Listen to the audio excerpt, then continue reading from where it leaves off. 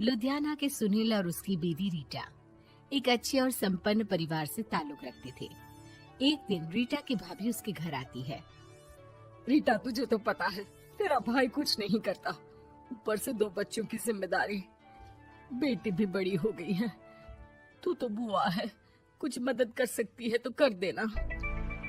कहाँ पैसे हैं भाभी, बस समझ लो किसी तरह हम लोग भी दिन काट रहे हैं।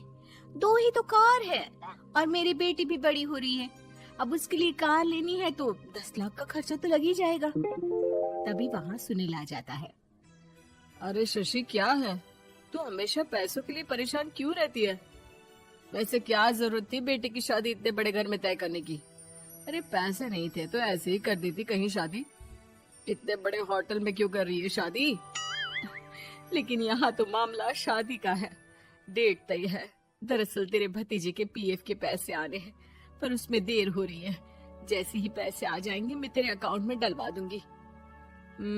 ठीक है, हम लोग सोचकर बताएंगे। तभी वहाँ भतीजा आ जाता है।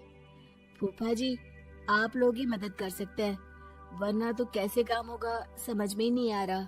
मैं वादा करता हूँ जैसे ही पैसे आ जाएंगे मैं आप लोगों को वापस कर दूंगा। हाँ भाई, ठीक है। अब देख भाई, हमारे लड़के तो सारा दिन घर पर पड़े रहते हैं, ना कमाते हैं ना कुछ कमाने की इच्छा रखते हैं। लेकिन चल, ये ले, कितने पैसे चाहिए? जी 4 लाख रुपए। ठीक है, लेकिन पैसे ध्यान से वक्त पर वापस लौटा देना। सुनील मुसीबत के वक्त बीवी के भतीजे की मदद तो कर देता है, लेकिन उन लोगों के जाने के बाद देख ले रीटा, तेरे मायके वालों ने मांगा तो दे दिया, वरना इन लोगों का मुझे कोई भरोसा नहीं है। अरे क्यों भरोसा नहीं है? इससे पहले तो कभी इन लोगों ने आपसे मदद भी नहीं ली। हाँ, ली तो नहीं, लेकिन पैसे की किल्लत ही रहती है ना इन लोगों के पास। अरे ठीक है ना, नहीं लौटा पाए तो भतीजे के ससुराल से निकाल देंगे। सुना है बड़े घर में शादी हो रही है। सुनील और रीटा पैसे तो दे देते हैं, लेकिन अगले रोज ही। हाँ भाई साले साहब, क्या हाल है? ठीक हूँ जीजा जी। क्या बात है, सालों बाद आपका फोन, जरूर कोई बात होगी, बताइए ना। अरे वो तेरी बड़ी भाभी आई थी, बेटी की शादी कर रही है ना, तो पैसे लेने के लिए मैंने दे दिए 4 लाख। सोचा भाई किसी गरीब की बेटी की शादी हो रही है, पुण्य मिल जाएगा।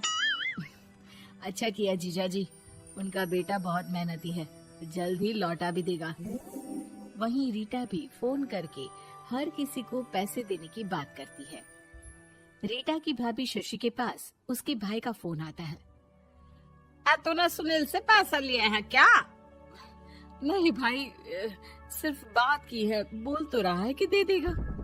वो लोग मदद करने वालों में से नहीं है, और मदद कर भी दे लेकिन समाज में गा गा कर हालत बुरी कर देते हैं। अब गाने दीजिए ना भाई, मैं क्या कर सकती हूँ, मेरे पास कोई ऑप्शन भी तो नहीं है। बेटी की अगले हफ्ते शादी जो है।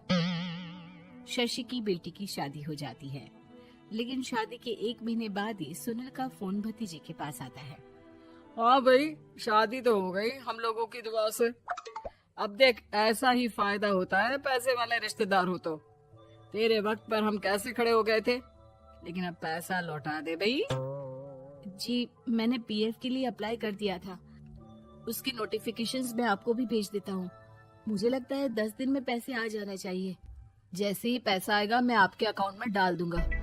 और ना जी ना, कोई नोटिफिकेशन नहीं चाहिए, पैसा चाहिए, पैसा। ठीक है अंकल, बस 10 दिन का समय दे दीजिए। अभी हफ्ता भी पूरा नहीं होता कि भतीजे के पास उसके गांव के दूर के चाचा का फोन आता है। अरे बेटा, क्या बात है, सुनील के कोई पैसे ले रखे हैं तो दे क्यों नहीं देता? हाँ चाचा जी, बात तो हुई थी, 10 दिन का वक्त मांगा है, उम्मीद है हो ही जाएगा। अरे फोन कर रहा है, रोज बता रहा था कि बेटी की शादी में मदद की थी।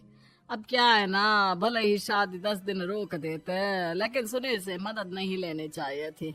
याद है ना, मधु की मदद करके कितना बदनाम कर दिया था उसने पूरे घर को सोसाइटी में। हाँ चाचा जी, मैं भी यही सोच रहा था कि उन लोगों से मदद नहीं लेनी चाहिए थी। कई लोगों के फोन आ चुके हैं। वहीं रीटा अपनी भाभी को फोन कर देती है। क्या है भाभी, कब पैसे लौटाओगी? पता है ना ये कितना बोल रहे थे, तुम्हारे बोलने पर मैंने पैसे दिए हैं। भाभी अब तो आपके बेटे की कार बेच दो और हम लोगों के पैसे दे दो। अरे लेकिन रीटा, बात तो 3 महीने की हुई थी ना, अभी तो 2 महीने भी नहीं हुए पैसा लिए, थोड़ा तो सब्र करो। नहीं नहीं भाभी, वैसे मेरा बेटा टिक्कू आ रहा है आप लोगों के घर रहने के लिए, उसको अच्छे से खिलाना पिलाना, समझी? भाभी को समझ में नहीं आता कि वो क्या करे। वो बेटे से बात करती है। अरे माँ, इन लोगों से मदद लेकर सच में बहुत बड़ी गलती कर दी। मुझे खुद समझ में नहीं आता कि कैसे इन लोगों के पैसे जल्द से जल्द दे दूं। तभी डोरबेल बजती है और रीटा का बेटा टिक्कू घर में आता है। आओ बेटा, मामी के घर पहली बार आए हो रहने? आप पापा बोल रहे थे कि आप लोग पैसे का ब्याज तो दे नहीं पाओगे, तो तब तक मैं यहीं रह लूं। और हाँ, मैं एसी के बिना नहीं सो पाता। आप लोग अपना देख लेना और पैसे जल्दी लौटा देना, क्योंकि मैं थोड़ा जल्दी जाना चाहता हूँ।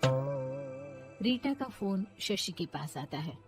भाभी, पैसे कब तक दोगे?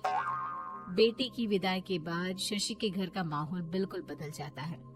वो हर वक्त बेटे से उसके पीएफ के पैसे पूछती, और पीएफ यानी कि सरकारी काम। आजकल में पूरा 1 महीना और बीत जाता है। भाभी, मैं और ये अमेरिका जा रहे हैं, घूमने के लिए पैसों की बहुत जरूरत है। रीटा, मैं पूरी कोशिश कर रही हूँ कि जल्द से जल्द पैसे का इंतजाम कर दूं, लेकिन पक्का नहीं बोल सकती। तभी सुनील का फोन भतीजे के पास आता है।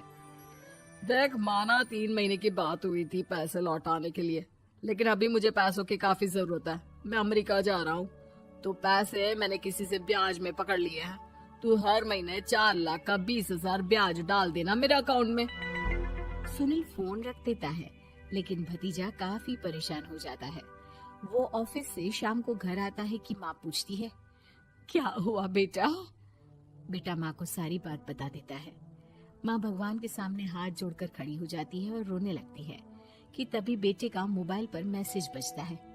माँ पीएफ के पैसे आ गए। और वो ऑनलाइन ही सुनील के पैसे वापस कर देता है। भला हो भगवान का। लेकिन आज एक बात तो समझ में आ गई, मदद हमेशा उन लोगों से लो जो मदद के बदले आपसे मदद में दी गई रकम ही वापस लें, ना कि समाज में आपकी इज्जत।